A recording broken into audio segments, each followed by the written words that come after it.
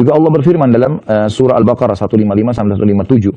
A'udzu billahi minasyaitonir rajim wa lanabluwannakum bisyai'in minal khaufi wal ju'i wa naqsin minal amwali wal anfusi wath thamarat wa basyyiris sabirin alladziina idza asabathum musibatun qalu inna lillahi wa inna ilaihi raji'un ulaika 'alaihim shalawatun min rabbihim wa rahmah wa ulaika humul muhtadun. Dan sungguh kami pasti akan memberikan cobaan kepada kalian semua dengan sedikit ketakutan, kekhawatiran, kelaparan, kekurangan harta dan jiwa dan buah-buahan, dan beritakanlah berita gembira kepada orang-orang yang sabar, yaitu orang-orang yang apabila ditimpa musibah mereka mengucapkan kami milik Allah dan kami akan kembali kepada Allah. Mereka itulah yang akan mendapatkan keberkahan yang sempurna dan rahmat dari pencipta atau Rabb mereka, dan mereka itulah orang-orang yang mendapat petunjuk. Kemudian juga dalam Asy-Syu'ara atau Asy-Syura, surah Asy-Syura ayat 43. A'udzu billahi minasyaitonir rajim wa laman sabara wa ghafara inna dzalika lamin azmil umur.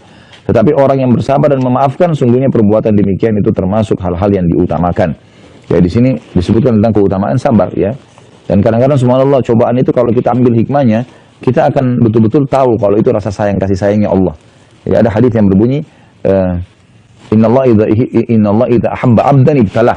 Allah kalau cinta seorang hamba justru Allah mengujinya. Jadi ternyata ujian itu teman-teman sekalian yang datang itu seperti memangkas sisa umur kita dalam ketaatan. Ya. Karena kalau lagi sakit misalnya, biasa ke diskotik temannya ajak, dia nggak mau lagi pergi. Seperti dipangkas dia harus dalam keadaan itu tidak berbuat dosa dalam beberapa hari. Gitu kan? Dan juga dia sebenarnya sedang dibersihkan dosanya, sedang ditinggikan derajatnya, sedang banyak yang terjadi. Ya, yang Allah SWT berikan. Ada satu syekh di Riyadh terjadi kisah nyata di Saudi ini. Dia sering kali datangi rumah sakit, kunjungin rumah sakit. Ada satu anak muda, itu kakinya digigit semuanya sudah mungkin 2 tahun. Dibuka-buka gitu kan. Jadi dia sakit itu. Terus syekh ini tanya, kata Pak dokter ini yang pasien paling kesian ini, paling lama orang ini. Gitu kan. Jadi sudah berapa kali pernah dibuka, ternyata masih butuh, dianu lagi segala macam. Maka dia bilang, syekhnya bilang, saya waktu datang, saya coba memilih kalimat yang paling tepat supaya dia mau sabar gitu. Begitu saya datang, wahai saudaraku bersabarlah. Dia bilang, syekh jangan bilang sabar. Bilang saja, ya, bersyukurlah kamu karena dapat cobaan ini. Kata syekhnya, kenapa kau malah bilang begitu? Kok bisa kamu pasien paling lama sini sampai 2 tahun, kaki kamu nggak bisa bergerak, dan kamu bilang bersabar? Dia bilang, syekh demi Allah, saya dulu 2 tahun lalu sebelum kejadian ini, saya adalah orang yang paling jauh dari agama. Tiap hari kerja saya foya-foya. Pokoknya banyak buat dosa dah. Saya ini kejadiannya 2 tahun lalu ini tabrakan, sampai kaki saya patah, gitu kan. Dan setelah saya masuk rumah sakit, pekan-pekan pertama memang saya sedih, saya sumpah, saya segala macam. Tapi lama-lama, saya hanya jadi berpikir, karena tidak ada kegiatan, dan saya tidak bisa bergerak, saya lihat Al-Quran, saya baca Al-Quran. Dan tahu syekh, selama 2 tahun ini saya di sini, kaki saya begini, saya jadi hafal Quran. 30 juz. 30 juz. Jadi saya bersyukur justru saya dapat musibah ini. Jadi kadang-kadang subhanallah memang cobaan kalau datang itu, memberikan kepada orang sesuatu yang dia mesti ambil hikmah dari situ ya. Tidak selamanya harus sangka buruk dengan sang pencipta Allah SWT. Jadi Allah SWT memberikan yang terbaik. Kemudian surah Al-Baqarah 153 juga berbunyi, A'udzubillahi minasyaitonir rajim, ya ayyuhalladzina amanu ista'inu bis-sabri was-shalah innallaha ma'as-sabirin. Orang yang beriman hai orang-orang beriman, jadikanlah sabar dan salat sebagai penolongmu. Sesungguhnya Allah beserta orang-orang yang sabar. Rasulullah SAW bersabda, was-sabru diya, sabar itu adalah cahaya kehidupan. Hadis Muslim nomor 223. Juga dalam sabda beliau dari hadis Suhaib radhiyallahu anhu bahwasanya Rasulullah SAW bersabda, ajaban li amril mu'min inna amrahu kullahu khair wa laysa dzalika li ahadin illa lil mu'min in asabathu sarra syakar fakana khairan lah wa in asabathu dharra'u sabar fakana khairan lah. Urusan seorang mukmin itu sungguh menakjubkan karena setiap urusannya selalu baik. Dan hal ini tidak didapatkan kecuali bagi seseorang orang mukmin. Jika ia dikaruniai kelapangan maka ia bersyukur dan ini syukur lebih baik baginya, dan jika dia ditimpa suatu penderitaan maka dia bersabar dan ini lebih baik baginya. Juga diriwayatkan dari Anas radhiyallahu anhu, ia berkata, aku mendengarkan Rasulullah SAW bersabda, Innallaha azza wa jalla qala idza talaitu abdi bi habibatayhi fa sabara awwadtuhu minhumal jannah yuridu ainai. Sesungguhnya Allah yang Maha Suci dan Maha Mulia berfirman, jika aku memberi cobaan kepada hambaku dengan mengambil 2 kecintaannya, lalu ia bersabar, maka aku gantikan keduanya dengan surga. Yang beliau maksud adalah kedua kecintaan adalah kedua matanya. Juga dari Aisyah radhiyallahu anha dikatakan bahwasanya Rasulullah SAW bersabda tentang penyakit taun.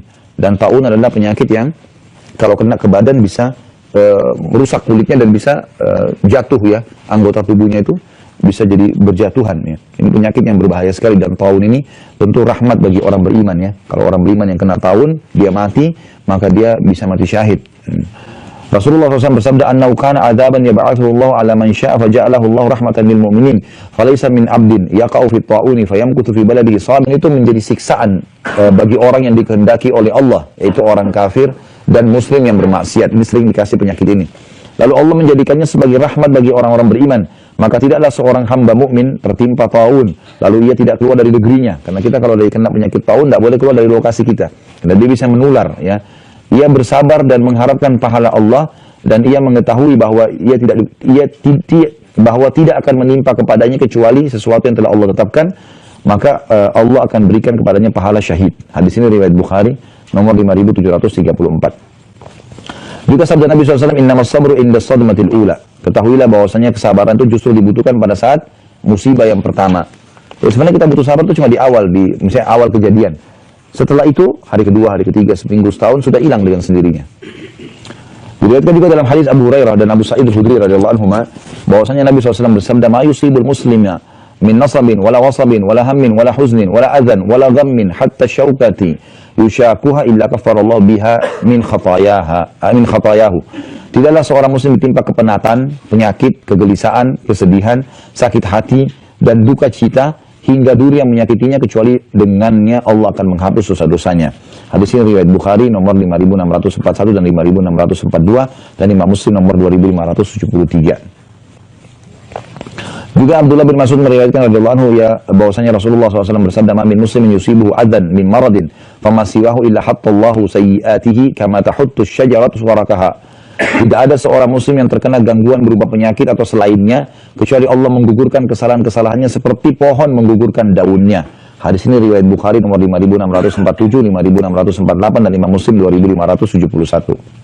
Juga diriwayatkan dari Aisyah radhiyallahu anha, ia mengatakan bahwasanya Rasulullah SAW bersabda, "Ma min muslimin yushaku syaukatan fama fawqaha illa kutibat lahu biha darajatun wa muhiyat anhu biha khati'ah." Tidak ada seorang muslim pun yang terkena duri atau yang lebih dari itu, kecuali ditentukan baginya satu derajat dan dihapus karenanya suatu kesalahan.